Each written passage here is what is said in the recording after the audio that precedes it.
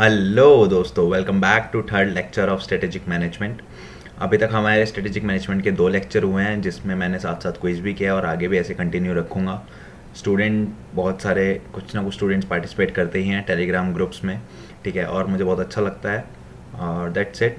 अगर आपको भी अपनी प्रिपरेशन ऐसी ही करनी है तो लेक्चर्स देखते रहिए और साथ में क्विज़ में पार्टिसिपेट ज़रूर करिए, जिससे कि आपकी जो आप एग्ज़ाम में जो आपके मार्क्स हों वो आप ज़्यादा अचीव कर पाएँ, ठीक है। तो लास्ट वीडियो में, लास्ट लेक्चर में हमने पढ़ा था, हमने इंपॉर्टेंस ऑफ स्ट्रेटेजिक मैनेजमेंट तक ख़त्म किया था और हमने 3 टॉपिक्स कवर किए थे।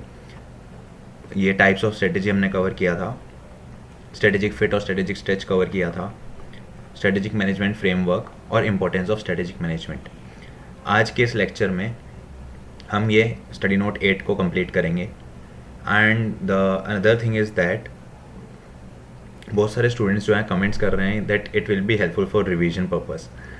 सो I want to tell you that I am making full lectures, ठीक है। अगर आप मॉड्यूल से नहीं भी पढ़ते हैं इन नोट्स को लेने के बाद या इन नोट्स से पढ़ने के बाद, तो भी आप, मैं गारंटी लेता हूँ कि ये इसमें मैंने 100% कवरेज दी है पूरे स्टडी मटेरियल की, ठीक है। अगर आपको ये लग रहा है कि ये शॉर्ट नोट्स हैं, तो ये शॉर्ट नोट्स नहीं है। मैंने इसकी प्रेजेंटेशन इस तरह से दी है जिससे कि आपको ईजिली अंडरस्टैंडेबल हो और आप ईजिली इनको रीड करके आप याद कर सकें, ठीक है। मॉड्यूल में पैराग्राफ वाइज होता है, बट अगर आप इसी टाइप से लिख कर आएंगे एग्जाम में तो आपके फुल फ्लेज मार्क्स मिल जाएंगे आपको, ठीक है। थ्योरी में डिपेंड करता है कि आप कैसे लिखते हैं। अगर पॉइंट्स में लिखते हैं तो जो पैराग्राफ में अगर कोई स्टूडेंट लिख रहा है और आप पॉइंट्स में लिख रहे हैं तो गारंटेड आपके मार्क्स उससे ज़्यादा होंगे, ठीक है। तो मैंने उसी तरह से, जिस तरह से प्रेजेंट करना होता है एग्जाम में, उसी तरह से नोट्स बनाया है, बट इसमें पूरा स्टडी मटेरियल की कवरेज है, ठीक है। तो आप इसको रिवीजन पर्पज़ की तरह ना ही लें, ठीक है, पूरा लेक्चर की तरह ही लें। रिवीजन के लिए मैं एक मैराथन देख, अगर हो पाया तो लास्ट में डाल दूंगा, वो आप देख कर जा सकते हैं, ठीक है। तो आज का हमारा फर्स्ट टॉपिक है strategic management process. Strategic management process में जो है 6 स्टेप्स होते हैं, ठीक है। इसको हम पहले देख लेते हैं कौन कौन से 6 स्टेप्स हैं। First one is identifying, defining business mission, purpose and objectives. Identify करना और डिफाइन करना बिजनेस मिशन के पर्पस एंड ऑब्जेक्टिव्स अभी हम देख रहे हैं, इसके बाद हम इसको डिटेल में पढ़ेंगे। Step 2 is environmental analysis. Step 3 is revise organisational direction. Organisational direction, yes, ठीक है। उसके बाद fourth step is alternative strategic choice. Step 5 is strategy implementation and step 6 is strategic evaluation and control. So अब देखते हैं हम steps of strategic management process in detail. First step is identifying and defining business mission, purpose and objectives. सबसे पहले आपको heading से क्या समझ में आ रहा है?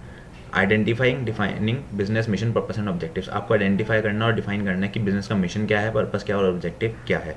तो पहला पॉइंट है इसमें, the corporate objective signify the final and results which are to be attend over a period of time.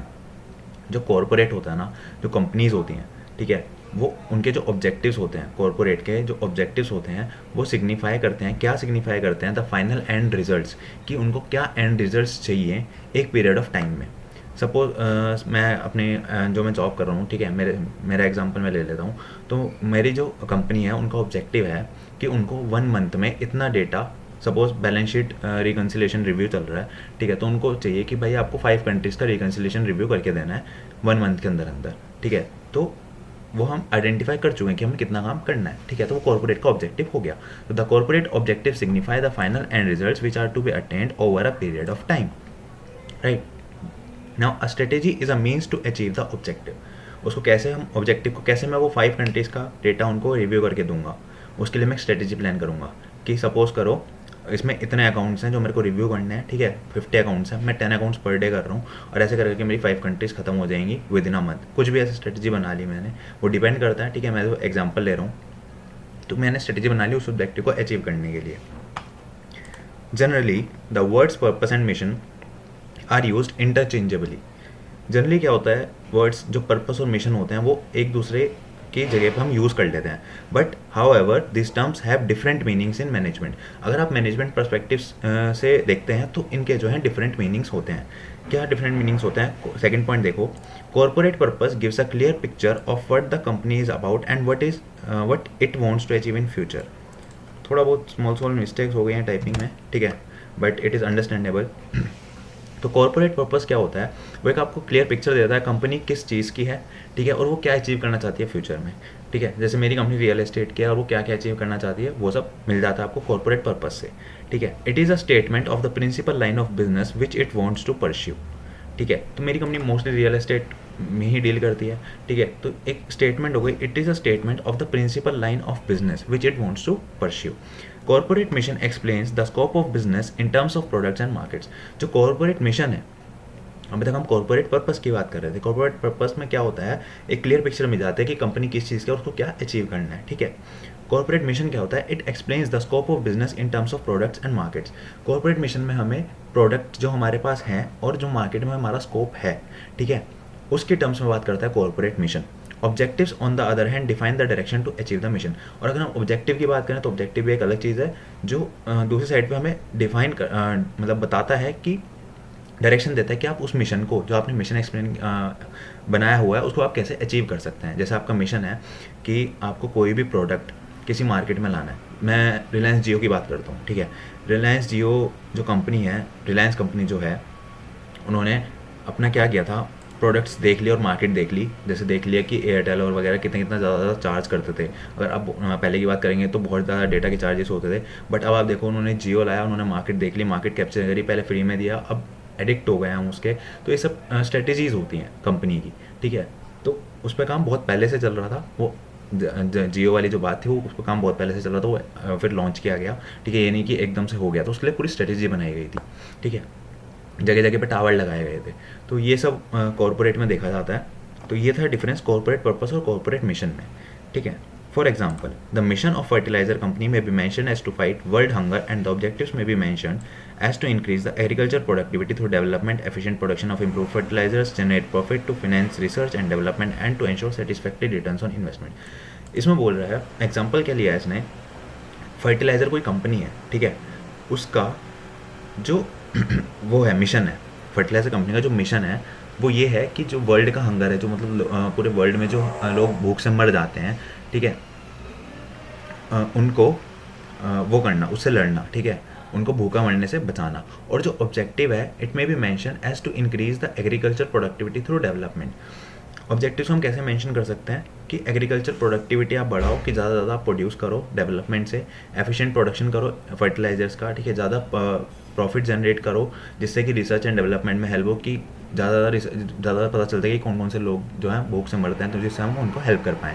And to ensure satisfactory returns और इन्वेस्टमेंट, और इन्वेस्टमेंट पे सेटिस्फैक्टरी रिटर्न्स भी हमें मिल पाए, ठीक है। तो ये था एक इसका एग्जाम्पल। इसमें क्या आया, मिशन क्या आया कि वर्ल्ड हंगर से फाइट करना है, और पर ऑब्जेक्टिव क्या हुआ कि एग्रीकल्चर प्रोडक्टिविटी और डेवलपमेंट के थ्रू बढ़ाना है, ठीक है। आप इसको 2 मिनट पढ़ो, मैं 2 मिनट में आता हूँ। सॉरी, मेरे को कुछ बाहर से साउंड आ रहा है, ठीक है, तो उसके लिए मेरे को देखना है। तो आप 1-2 बार 2 मिनट के लिए पढ़ो, फिर मैं आता हूँ।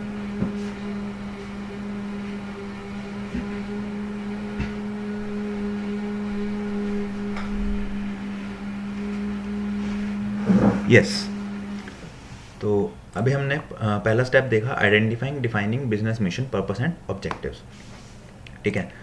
तो ये पढ़ लिया। अब इसके बाद हम बात करते हैं एनवायरमेंटल एनालिसिस की।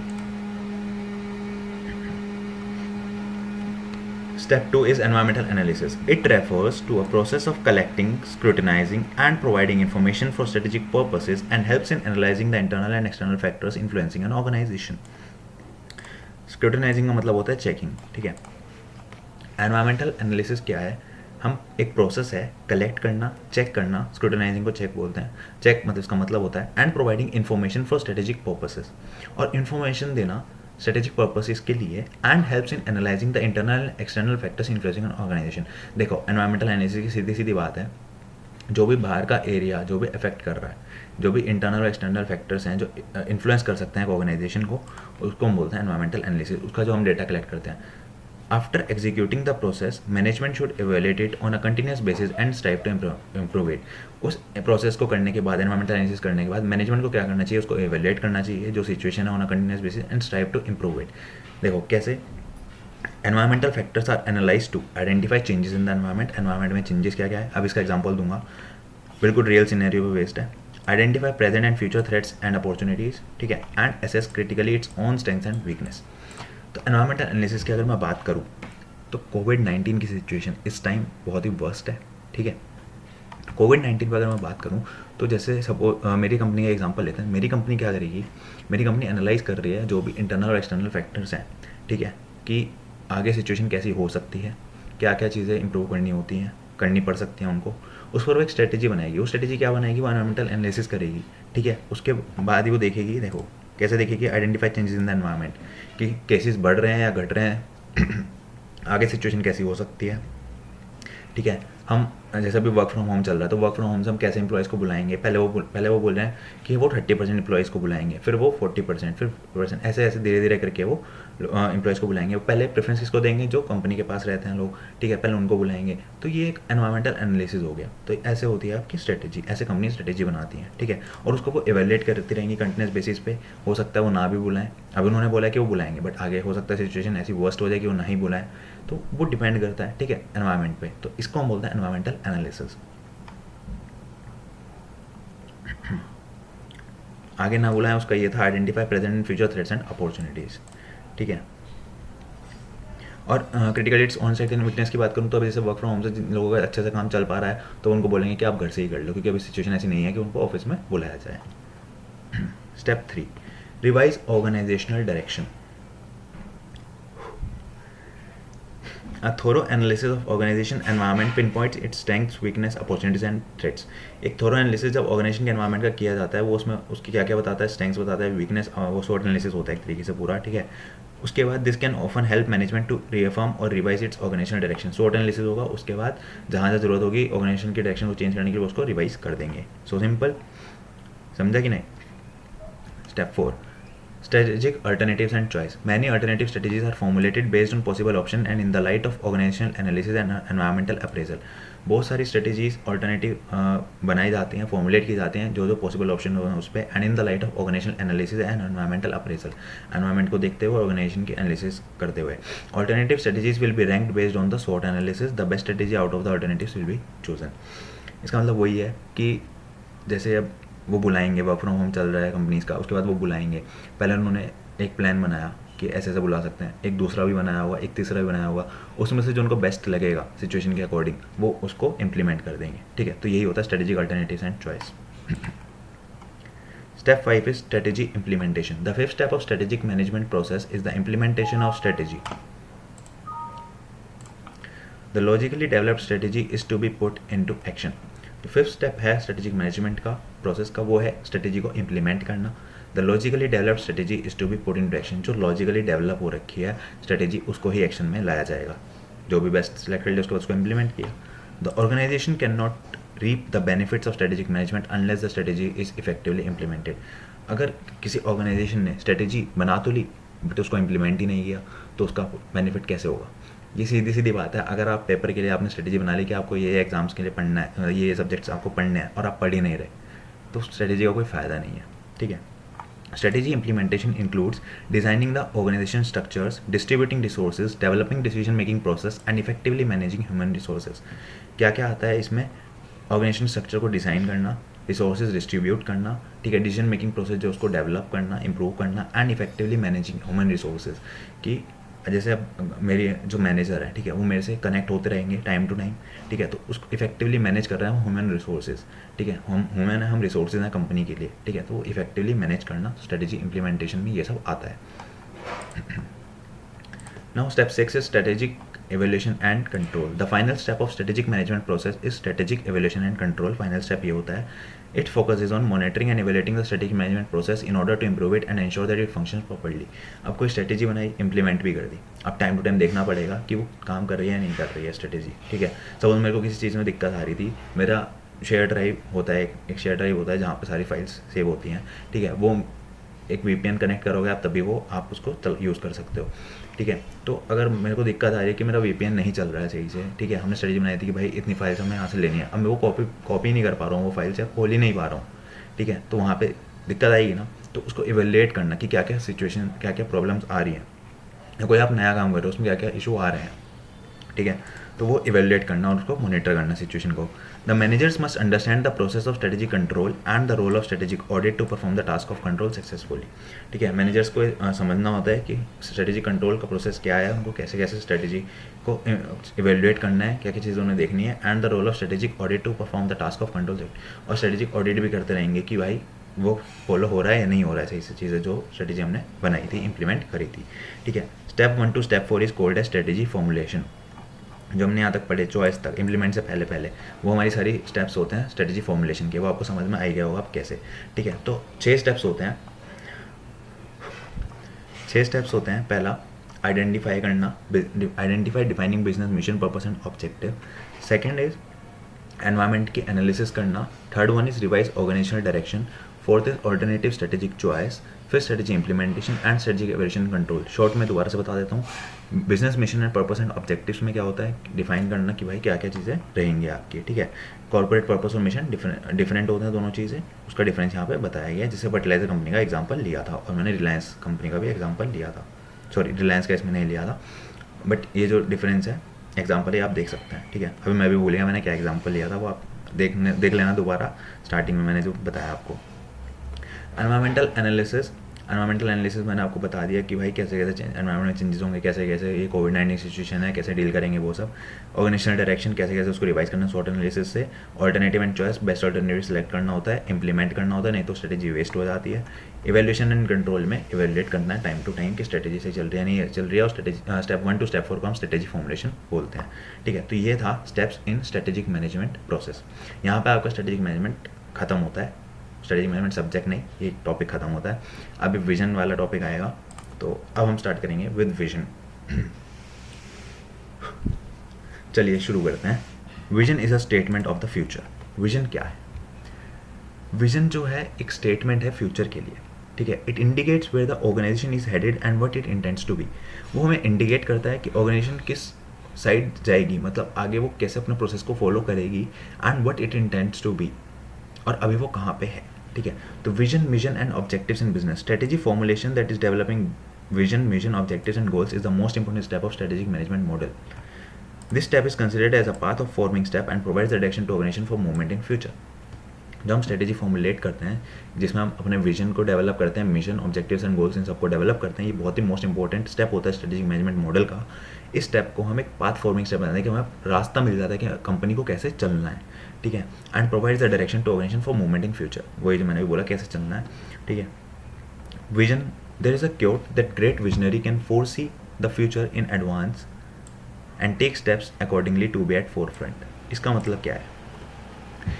एक क्योट है जिसमें बोलते हैं ग्रेट विजनरी। अगर आप दूर का देख सकते हो, फ्यूचर आप देख सकते हो एडवांस में, और उसी को मद्देनज़र रखते हुए आप एक्ट करते हो, ठीक है, तो उसको हम बोलते हैं विजन। एक ग्रेट विजनरी जो होता है ना, वो ये सब कर सकता है। So we can conclude that, इससे हम क्या कंक्लूड कर सकते हैं? Vision provide a road map to company's future. 4 point conclude होते हैं।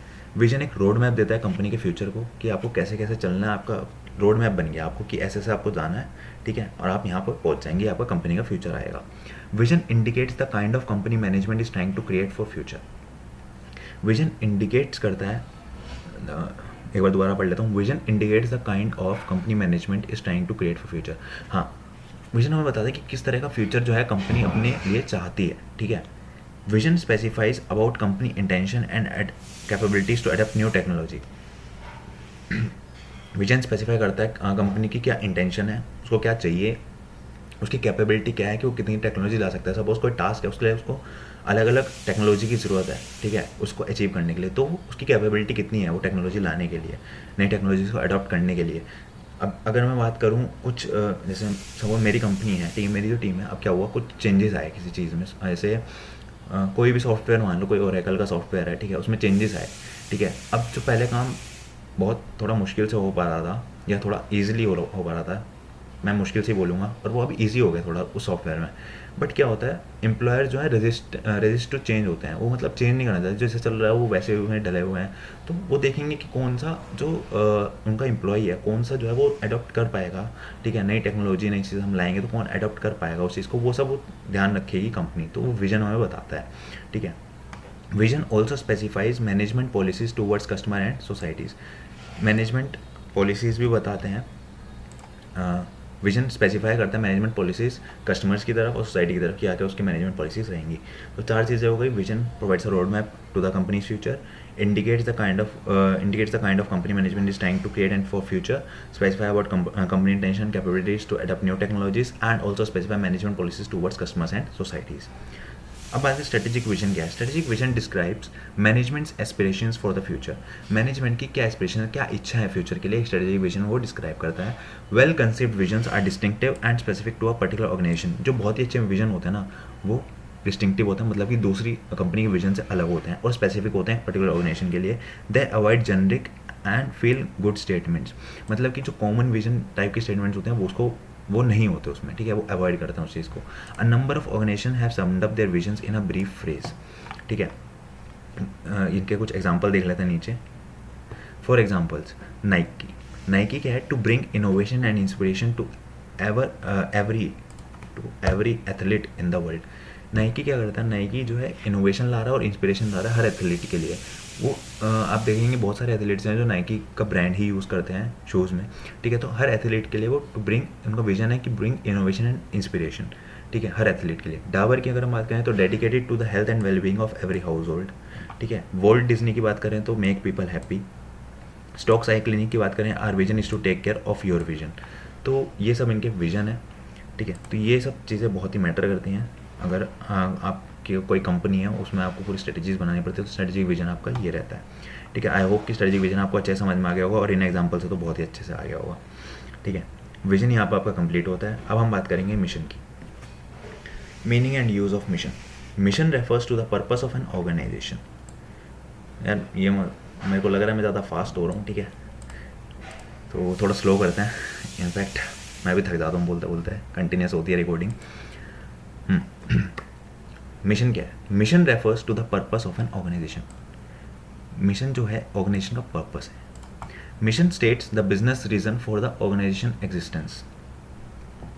मिशन स्टेट्स करता है बिजनेस रीजन कि ऑर्गेनाइजेशन एग्जिस्टेंस में क्यों है, उसका कोई मिशन होगा, ठीक है। मिशन शॉर्ट टर्म होते हैं, विजन लॉन्ग टर्म होते हैं।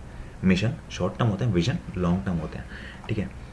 The mission of an organisation should aim high and at the same time it must be realistic. जो मिशन होता है कंपनी का, वो उसका जो एम होना चाहिए वो हाई होना चाहिए कि हमें यहाँ जाना है, ठीक है, और वो रियलिस्टिक भी होना चाहिए। ये नहीं कि आप कह रहे हो कि आप सपोज, मैं आपकी उसकी बात करता हूँ पढ़ाई की। आपने एक प्लान बनाया, आपने कहा मैं 20 आवर्स पढ़ूंगी या पढ़ूंगा, ठीक है, आउट ऑफ 24 आवर्स, जो कि रियलिस्टिक नहीं है, ठीक है। आप एक दिन में 20 आवर्स नहीं पढ़ सकते, राइट। तो the mission of an organisation should aim high and at the same time it must be realistic. High aim करो बट रियलिस्टिक भी होना चाहिए। In order to be effective a mission statement should process the following characteristics.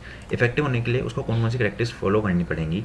5 characteristics हैं। अ mission statement should be realistic and achievable. Realistic भी होनी चाहिए और achievable भी होनी चाहिए, ठीक है। Impossible statements do not motivate people, ठीक है। अगर आप कहो, सपोज मैंने कोई वीडियो बनाई, मैंने बोला कि आपको सीएम में इंटर या फाइनल क्लियर करने के लिए आपको डेली 20 आवर स्टडी करनी पड़ेगी, तो आप मोटिवेट तो नहीं हो जाएगा, उससे नहीं होगे ना। तो वही है कि रियलिस्टिक और अचीवेबल होनी चाहिए, क्योंकि इम्पॉसिबल स्टेटमेंट्स जो होते हैं वो मोटिवेट नहीं करते पीपल को, ठीक है। सेकेंड पॉइंट है, it should neither be too broad not to be too narrow. ना तो ज़्यादा बड़ी हो ना ज़्यादा छोटी हो। If it is broad it will become meaningless. अगर ब्रॉड है तो वो मीनिंगलेस हो जाएगी, उसका कोई काम ही नहीं। A narrower mission statement restricts the activities of an organisation. The mission statement should be precise. Precise मतलब एक मिडल टाइप, मतलब प्रिसाइज मैं कैसे बताऊँ आपको। प्रिसाइज होता है एक एवरेज टाइप जो चीज़ रहती है ना, वैसी होनी चाहिए, ना ज़्यादा बड़ा ना ज़्यादा छोटा। क्योंकि अगर वो ब्रॉड हो गई तो वो मीनिंगलेस हो गई, और अगर वो छोटी हो गई, ठीक है, नैरो स्टेटमेंट हो गई, तो वो रिस्ट्रिक्ट करेगी आपकी कैपेबिलिटीज़ को अचीव करने में। जो कैपेबिलिटीज़ होते हैं कंपनी की, वो अचीव नहीं कर पाएंगे उसको।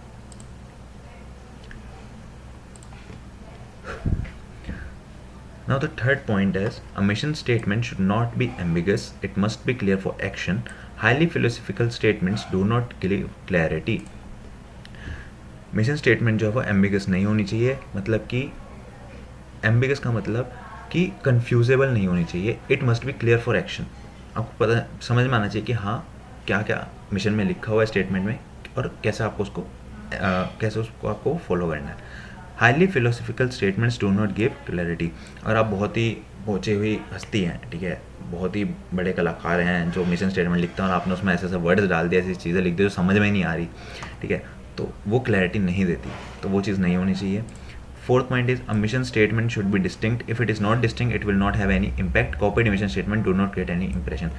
अब आपने क्या किया, आपने अपने दोस्त को देखा कि वो इतना इतना पढ़ रहा है, आपने भी वही मिशन बना लिया कि मेरे को भी उतना इतना पढ़ना है, ठीक है, कॉपी कर लिया।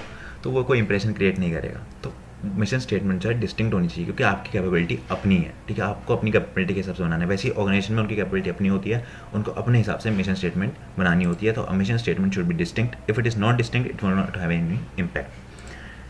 Fifth point is it should have societal linkage. Linking the organization to society will build long-term perspective in a better way.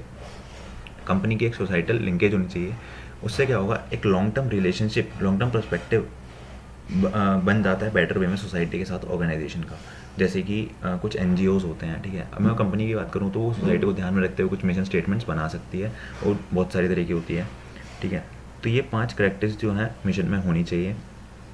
एक तो रियलिस्टिक और अचीवेबल मिशन होना चाहिए, neither be too broad not to be narrow, ठीक है, should not be ambiguous, should be distinct and should have a societal linkage. तो ये 5 characteristics mission में चाहिए होती है, मिशन स्टेटमेंट में।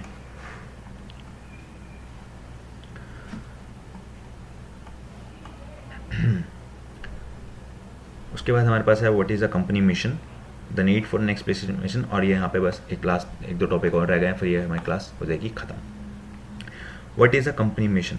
The mission includes the business philosophy of strategic decision makers, implies the image the company seeks to project, reflects the firm's self-concept, and indicates the principal product or service areas and primary customer needs the company will attempt to satisfy. Company mission क्या क्या include करता है? Business philosophy of strategic decision maker, जो strategic decision makers होते हैं उनकी business philosophy क्या है। Implies the image the company seeks to project, एक इमेज मिलेगी कंपनी को, किस तरह की इमेज अपनी बनानी है, क्या मिशन है आगे, उनको क्या अचीव करना है, एक इमेज मिल जाती है कंपनी के मिशन से। Reflects the firm self concept, firm का सेल्फ कॉन्सेप्ट क्या है। इंडिकेट्स द प्रिंसिपल प्रोडक्ट और सर्विस एरियाज की किस किस में वो कंपनीज डील करेंगी। And primary customer needs the company will attempt to satisfy, जो कस्टमर की नीड्स क्या हैं। जैसे रिलायंस की बात करते हैं तो रिलायंस ने देखा कि यार कस्टमर को डेटा जो है बहुत महंगा मिलता है, ठीक है, कॉस्टली मिलता है, ठीक है, बट उन्होंने वहाँ पे नीड देखी कस्टमर की, तो उन्होंने ये सब चीज़ें ध्यान में रखते हुए, कस्टमर की नीड्स को सेटिस्फाई करते हुए ये सब लॉन्च कर दिया Reliance jeep. Simply the mission describes the product, market and technological areas of emphasis for the business. तो सिंपली जो है मिशन डिस्क्राइब करता है क्या, प्रोडक्ट, मार्केट और टेक्नोलॉजी एरियाज क्या क्या हैं of emphasis for the business, and it does so in a way that reflects the values and priorities of strategic decision maker। और वो इस तरीके से करता है कि strategic decision makers की जो प्रायोरिटीज़ और वैल्यूज़ उसमें भी वो दिखाई देती हैं कि स्ट्रेटेजी उन्होंने कैसे बनाई, ठीक है। तो ये होता है company mission. The need for an explicit mission, explicit mission मतलब कि हमें बहुत ही बड़ा अच्छे क्लियर विजन की ज़रूरत क्यों पड़ती है। Defining the company mission is time consuming, tedious and not required by any external body, ठीक है। कंपनी मिशन को अगर आप डिफाइन करोगे तो टाइम कंज्यूमिंग है, टेडियस है, और किसी एक्सटर्नल बॉडी को वो नहीं चाहिए होता, ठीक है। टेडियस मतलब बहुत ही confusing type. The mission contains few specific directives only broadly outlined or implied objectives and strategies. Mission contain करता है कुछ स्पेसिफिक डायरेक्टिव्स जो ब्रॉडली आउटलाइन होते हैं, और इम्प्लाइड ऑब्जेक्टिव और स्ट्रेटेजीज जो भी होती हैं वो इम्प्लाइड कुछ होती हैं। करेक्टरिस्टिकली it is a statement of attitude, outlook and orientation rather than of details and measurable targets। characteristically it is a statement of attitude, एक स्टेटमेंट होती है एटीट्यूड की, outlook and orientation rather than details and measurable targets. वो इसलिए नहीं बोलता क्योंकि मेरे को फास्ट बोलने की आदत है, तो ठीक है उसको इग्नोर कर देना। तो ये होता है नीड फॉर एक्सप्लिसिट मिशन, और ये इतना इंपॉर्टेंट भी नहीं है, ठीक है, इसलिए नहीं बोल रहा हूँ क्योंकि मेरे से बोला नहीं जा रहा था, वैसे भी इंपॉर्टेंट नहीं है, ठीक है। तो लास्ट की बात करते हैं स्ट्रेटेजिक लेवल्स इन ऑर्गेनाइजेशन। इसमें 3 लेवल होते हैं, पहले हमें 3 लेवल को पढ़ेंगे ब्रॉडली, उसके बाद हम इसकी एक समरी देख लेंगे, और यहाँ पे हमारा स्टडी नोट 8 हो जाता है ओवर, ठीक है। उसके बाद हम एक क्विज करेंगे again. So let's start with strategic levels in organisation. Level of strategy 3 होते हैं, corporate level, functional level, business level.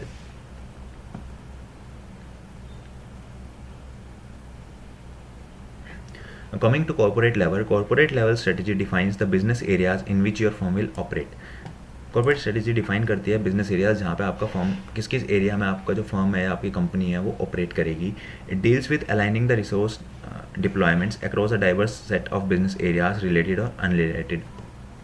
किसके साथ डील करता है, जो भी आपके रिसोर्सेज हैं, ठीक है, अलग अलग एरियाज में। सपोज आपकी कंपनी है, आपकी उसके अलग अलग छोटी छोटी यूनिट्स हैं, ठीक है। जैसे हमारा इंस्टीट्यूट का हेडक्वार्टर्स कोलकाता में, उसके नीचे छोटी छोटी यूनिट्स हैं, चैप्टर्स हैं हर सिटी में, ठीक है। तो उसमें वो रिलेटेड है या अनरिलेटेड है, उसमें अलाइन करना रिसोर्स डेवलपमेंट्स, डिप्लॉयमेंट्स, रिसोर्सेज वहाँ पे देना, ठीक है, वो सब होता है कॉर्पोरेट लेवल में। Strategy formulation at this level involves integrating and managing the diverse businesses and realising synergy at the corporate level. Strategy formulation at this levels involves integrating and managing a diverse business and realising. हाँ, strategy formulation इस level पे क्या involve करती है कि जितने भी जैसे आप जितने भी चैप्टर्स हैं सब वो इंटीग्रेट होते हैं, जो मैनेज करते हैं डाइवर्स बिजनेस को जो इधर हर अलग अलग सिटी में है, ठीक है। और एक कॉर्पोरेट लेवल पे वो एक एनर्जी को रियलाइज करना, मतलब सब कुछ मिलके काम कर रहे हैं एक तरीके से, ठीक है। The top management team is responsible for formulating the corporate strategy. जो टॉप मैनेजमेंट टीम होती है, सबसे ऊपर ही जो हेडक्वार्टर्स हो गए, वो रिस्पॉन्सिबल होते हैं कॉर्पोरेट स्ट्रेटेजी को फॉर्मुलेट करने के लिए। The corporate strategy reflects the part towards attaining the vision of your organisation. जो कंपनी का विजन है उसको अचीव करने में कॉर्पोरेट स्ट्रेटेजी रिफ्लेक्ट एक पाथ दे देती है कैसे उसको आप अचीव कर सकते हैं।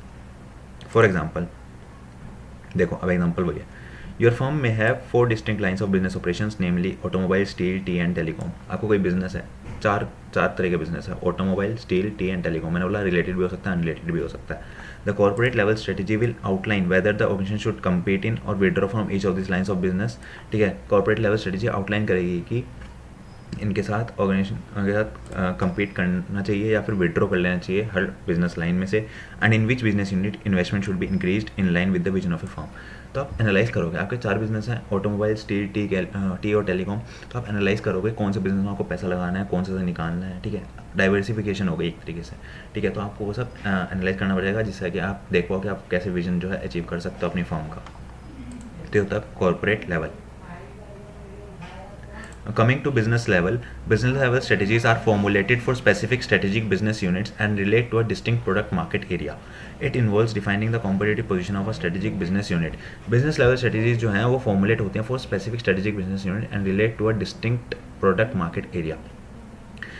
अलग अलग strategic business, small strategic business units होती हैं, उनके लिए बिजनेस लेवल स्ट्रेटेजीज बनाई जाती है, और एक डिस्टिंक्ट मतलब कि अलग ही एक प्रोडक्ट मार्केट एरिया होता है, ठीक है। It involves defining the competitive position of a strategic business unit.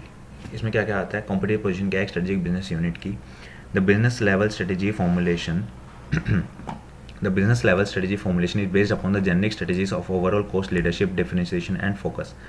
जो बिजनेस लेवल स्ट्रेटेजी फॉर्मुलेशन है वो किस पे बेस्ड होता है, जो भी जेनरिक स्ट्रेटेजी होती है, ओवरऑल कॉस्ट, लीडरशिप, डिफरेंशिएशन और फोकस, इन सब पे डिपेंड करता है।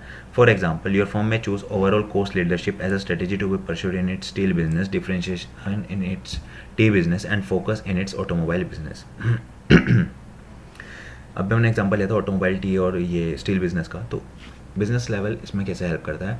फॉर एग्जांपल, योर फर्म में चूज ओवरऑल कॉस्ट लीडरशिप। आपने ओवरऑल कॉस्ट लीडरशिप चूज कर ली, ठीक है, जो परस्यू होगी cost leadership as a strategy to be pursued in steel business, ठीक है। आपने कॉस्ट लीडरशिप देखी स्टील बिजनेस में, डिफरेंशिएशन देखा टी बिजनेस में कि आपको टी बिजनेस को डिफरेंशिएट करना है, और फोकस किया ऑटोमोबाइल बिजनेस पे, ठीक है। तो अलग अलग चीज़ कर रहे हो आप, अलग अलग SBUs के लिए, स्मॉल बिजनेस यूनिट्स के लिए, तो वहाँ पे आपकी बिजनेस लेवल स्ट्रेटेजी चलती है, ठीक है, कि इसका बिजनेस कैसे चल रहा है उसके हिसाब से आप एनालाइज करोगे, ठीक है। The business level strategies are decided upon by the heads of strategic business units and their teams in light of the specific nature of the industry in which the operate.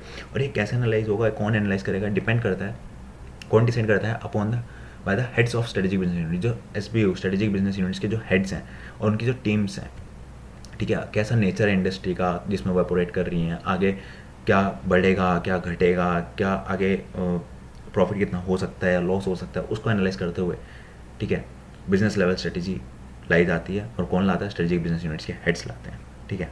तो ये था आपका business level. Last one is functional level. Finally, functional level strategies relate to the different functional areas which a strategic business unit has, such as marketing, production, operations, finance and human resources.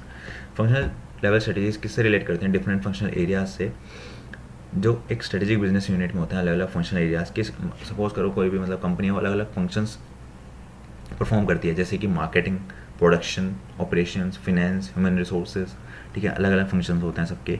This strategies are formulated by the functional heads along with the teams and are aligned with the business level strategies. जो functional heads होते हैं, ठीक है, वो इसको अपनी teams के साथ जो है फॉर्मुलेट करते हैं फंक्शनल लेवल स्ट्रेटेजी को, और ये बिजनेस लेवल स्टडी से अलाइन हो जाते हैं। क्योंकि जब आप कोई स्मॉल बिजनेस यूनिट है आपकी, उसमें कुछ आप कर रहे हो तो उसके अंदर फंक्शंस भी तो होंगे ना, ठीक है। तो ये एक तरीके से उसके बाद का पार्ट हो जाता है functional level strategy, after business level strategy align हो जाती है उसके साथ। The strategies at the functional level involve setting up short-term functional objective, the attainment of which will lead to the realization of the business level strategy। ये क्या कह रहा है? ये कह रहा है स्ट्रेटेजी जो फंक्शनल लेवल पे हैं वो इन्वॉल्व करती हैं, एक शॉर्ट टर्म फंक्शनल ऑब्जेक्टिव्स बन जाते हैं, ठीक है। अगर आप वो short term functional objectives achieve कर लेंगे, शॉर्ट टर्म फंक्शनल ऑब्जेक्टिव्स अगर वो आप अचीव कर लेंगे, तो आपकी जो अटेनमेंट है, जो आपको बिजनेस लेवल स्ट्रेटेजी से लाना है, आप इन छोटे छोटे फंक्शनल ऑब्जेक्टिव्स को अचीव करने के बाद आप वो बिजनेस लेवल स्ट्रेटेजी अचीव कर सकते हैं, ठीक है। For example, the marketing strategy of a tea business which is following the differentiation strategy may translate into launching and selling a wide variety of tea variants through company owned retail outlets.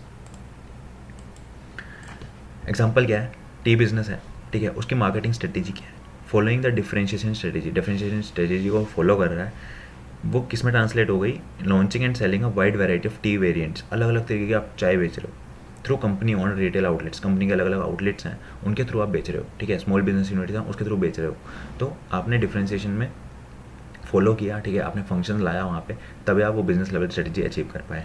This may result in distribution of objective of opening 25 retail outlets in a city and producing 15 variety of tea may be the objective for production department. अब अगर हम production department की बात करें तो इससे क्या होगा, अगर आप अलग अलग तरीके के वेरिएंट्स बेच रहे हो तो आप 25 महीने से डिस्ट्रीब्यूशन ऑब्जेक्टिव हो सकता है, एक रैंडम नंबर है, ठीक है, ऑफ ओपनिंग 25 रिटेल्स आउटलेट आप खोल सकते हो एक सिटी में, और 15 तरीके आप 15 वैरायटी के आप चाय बेच सकते हो, ठीक है। ये ऑब्जेक्टिव हो सकता है प्रोडक्शन डिपार्टमेंट का कि भाई उनको इतना ये अचीव करना है, ठीक है। The realisation of the functional strategies in the form of quantifiable and measurable objective will result in achievement of business level strategies as well, ठीक है। अगर आप फंक्शनल स्ट्रेटेजीज को अप्लाई करते हो, ठीक है, अगर आप फंक्शनल स्ट्रेटेजीज को अप्लाई करते हो इन the form of quantifiable and measurable objectives, मतलब कि आप जिसको मेजर कर सकते हो, तो आपकी बिजनेस लेवल स्ट्रेटेजीज भी अचीव हो जाती हैं, ठीक है। तो अब हमारी आती है समरी। समरी में आता है corporate level strategy, business level strategy और फंक्शनल लेवल स्ट्रेटेजी की समरी है। कॉर्पोरेट लेवल स्ट्रेटेजी में 3 पॉइंट्स हैं। First, defines the business areas in which your firm will operate, business areas बताएगा जिसमें आपका फर्म जो है ऑपरेट करेगा, है ना। उसके बाद involves integrating and managing the diverse business and realising synergy at the corporate level, अलग अलग जो भी आपके डाइवर्स बिजनेसेस हैं, अलग अलग तरीके टी और अलग ऑटोमोबाइल, ये सब इनको इंटीग्रेट करना, इनको मैनेज करना, और इसके लिए रिस्पॉन्सिबल कौन होता है, टॉप मैनेजमेंट टीम जो है इसके लिए रिस्पॉन्सिबल होती है।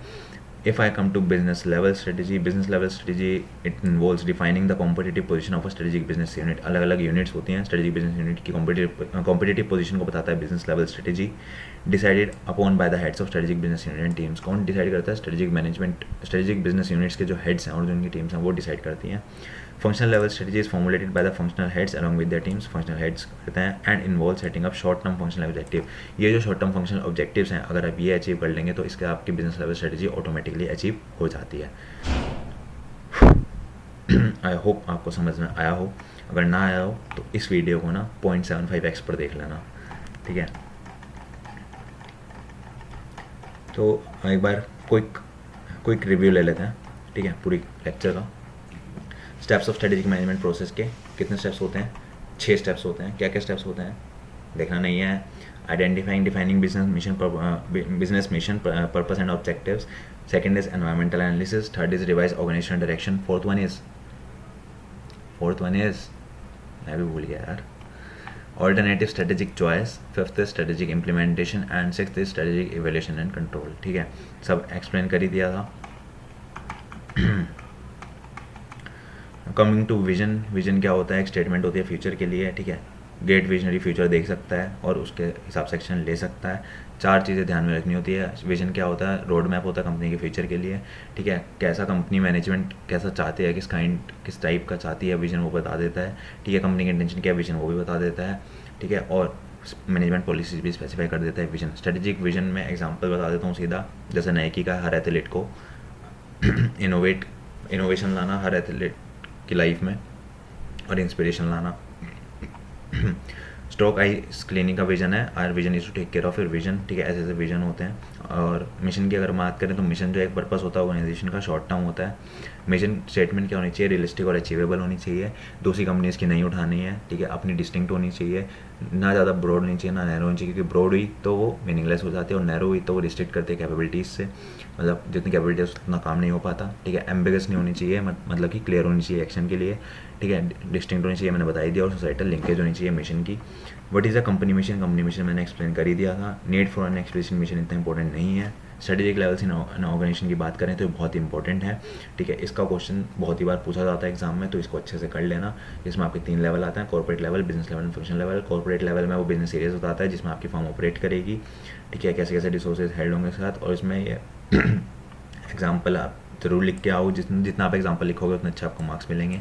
तो एग्जाम्पल जहाँ पे भी वो आप लिखो, फॉर एग्जाम्पल ये फॉर्म में है 4 डिस्टिंक्ट लाइन्स ऑफ बिजनेस, अलग अलग तरीके आपके सपोज बिजनेस हैं, आपने उसमें कॉर्पोरेट लेवल स्ट्रेटेजी आप ले आए और ऐसे ऐसे उसमें जो भी था, ठीक है, विजन इन, और उसको आपने विजन ऑफ द फॉर्म क्या लिखा होता था, corporate level strategy will outline whether the organisation should compete in or better form each of this line business. Corporate level strategy आपको पता चलेगा कि उसका कम्पीट करना है उस बिजनेस में या हट जाना है, किसमें इन्वेस्टमेंट करनी है, किसमें नहीं करनी है, सब कॉर्पोरेट लेवल स्ट्रेटजी में आता है।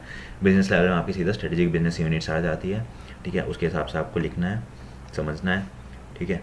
और फंक्शनल लेवल में आपके अलग अलग फंक्शंस होते हैं, अगर आप फंक्शनल स्ट्रेटजी अचीव करने लगते हो तो आपकी बिजनेस लेवल स्ट्रेटजीज अपने आप अचीव हो जाती हैं।